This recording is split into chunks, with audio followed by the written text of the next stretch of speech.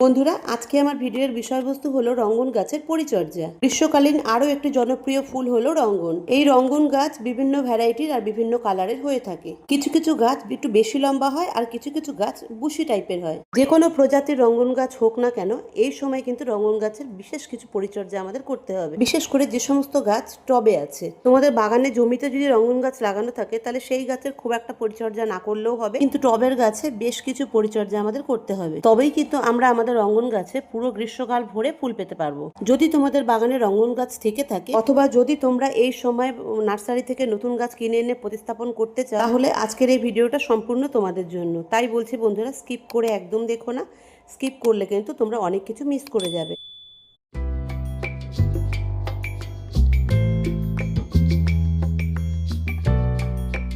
নমস্কার বন্ধুরা, আমি সোমা আর তোমরা দেখছো green flower house Bengali version. রঙ্গন গাছ হলো গ্রীষ্মকালীন ও বর্ষাকালীন একটি ফুলের গাছ।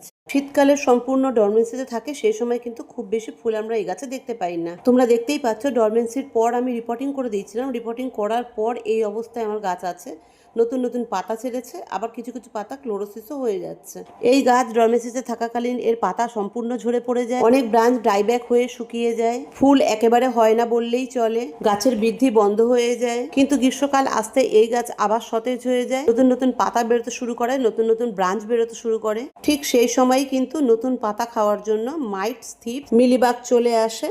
এই সমস্ত পোকা তাড়ানোর জন্য কি করতে হবে আজকের ভিডিওতে সেটাই আমি তোমাদের বলবো। এই রঙ্গন গাছ বছরে একবার কিন্তু রিপোর্টিং করতে হয়, কারণ এর রুট টবের মধ্যে বাউন্ড হয়ে যায়, আর সেই কারণেই কিন্তু কড়িও যদি গাছে এসে থাকে সেই কড়িও ঝরে পড়ে যায়। শীতকালে এই গাছে তোমরা যতই খাবার দাও না কেন, গাছ কিন্তু গ্রহণ করতে পারে না, আর সেই সমস্ত খাবারই কিন্তু মাটিতে থেকে গাছ শিকড় পচে যায়, ডাইব্যাক হয়ে যায়, গাছ মরে যায়। ঠিক 15-20 দিন আগে এই গাছটা আমি রিপোর্টিং করে দিয়েছিলাম, রুট কাটাই ছাটাই করে। যে সমস্ত রুট বাউন্ড হয়েছিল সব আমি কেটে বাদ দিয়ে তারপর এটা রিপোর্টিং করেছিলাম। এটা আমার একটা কাটিং গাছ, এক বাড়ি থেকে কাটিং এনে লাগানো।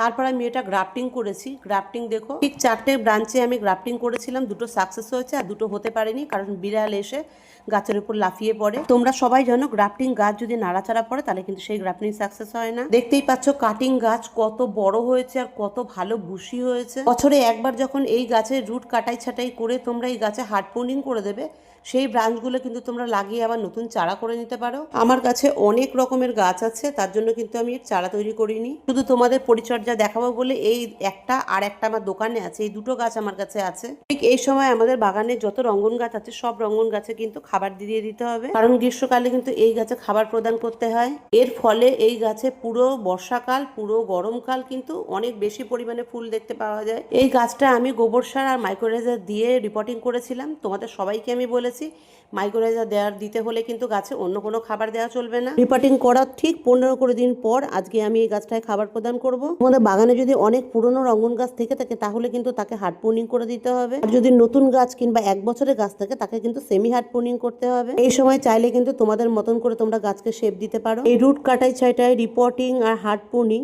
এগুলো কিন্তু ফেব্রুয়ারি মাসেই করে ফেলতে হবে। আমি ফেব্রুয়ারি মাসে যখন রিপোর্টিং করেছিলাম তখন কিন্তু তোমাদের আমি দেখিয়েছি, তোমাদের সঙ্গে শেয়ার করেছি ভিডিও। আমি এটা আমার কম করে 3 বছরের গাছ, সেই জন্য কিন্তু এই গাছটাকে আমি হার্ড প্রুনিং করে দিয়েছিলাম।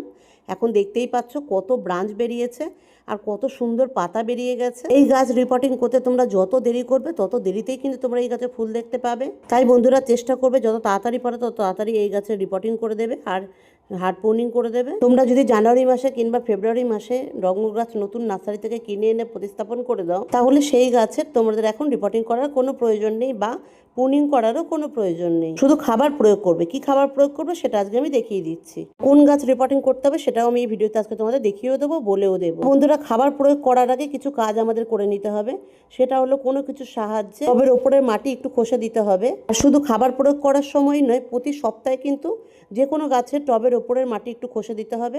খসে দিলে পরে কিন্তু ভেতরে অক্সিজেন যেতে পারবে আর গাছটা অনেক তাড়াতাড়ি গ্রোথ করবে। দেখো আমার টবের মাটি কিন্তু খুব সহজে খসা হয়ে যাচ্ছে।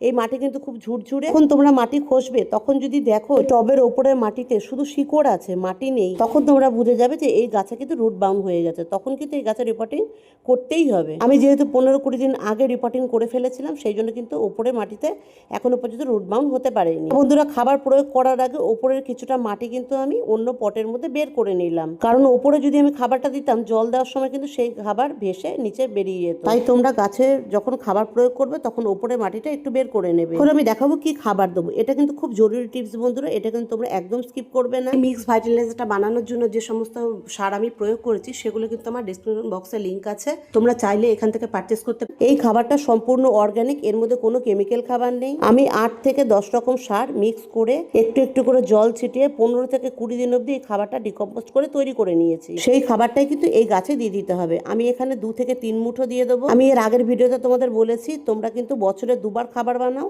আর সারা বছর সব গাছে তোমরা এই খাবার প্রয়োগ করো। এই 8-10 রকম সার কতটা পরিমাণ আছে সেটাও বলে দিচ্ছি এই ভিডিওতে। একটা 10 ইঞ্চি টবের জন্য রয়েছে 2 মুঠো হাড় গুঁড়ো, 2 মুঠো শিংকুচি, 1 মুঠো লেদার মিল, টেবিল চামচের 2 চামচ সর্ষের খোল, 2 চামচ নিম খোল, 2 চামচ বাদাম খোল, 2 মুঠো গোবর সার কিংবা ভার্মি কম্পোস্ট কিংবা পাতা পচা সার, আর 1 চামচ সিউইড, 1 চামচ ট্রাইকোডার্মা, আর 2 চামচ কাস্টার কেক। দেখো টবের ওপরে কিন্তু আমি 3 মুঠোর মতন খাবার দিয়ে যে মাটিটা আমি বের করেছিলাম সেই মাটি দিয়ে একটু ভরে দেবো। পুরো ভরে দেবো না, কিছুটা ফাঁকা রাখবো, কারণ পরবর্তীকালে আমাকে প্রতি মাসে এই গাছে খাবার প্রয়োগ করতে হবে আর গাছে জল দেওয়ার জন্যও কিন্তু কিছুটা জায়গা রাখতে হবে। এই 10 রকম সার আমি মিক্স করে একটু একটু করে জল ছিটিয়ে কিছু দিয়ে ঢেকে ছায়াযুক্ত জায়গায় রেখে দিয়েছিলাম। 3-4 দিন পর পর সেই সারটাকে বের করে আবার একটু জল ছিটিয়ে নাড়াচাড়া করে আবার সাইডে ঢেকে রেখেছি। এইভাবে 15 থেকে 16 দিন করেছি। তারপর এগুলোকে রোদে ভালো করে শুকিয়েছি। এই 10 রকম সারের কথা আমি বললাম, এতে কিন্তু কোনোটাতেই পটাশ নেই, খালি নাইট্রোজেন আছে আর ফসফরাস আছে। যদি তোমাদের কাছে কলার খোসা গুঁড়ো থাকে তাহলে কিন্তু তোমরা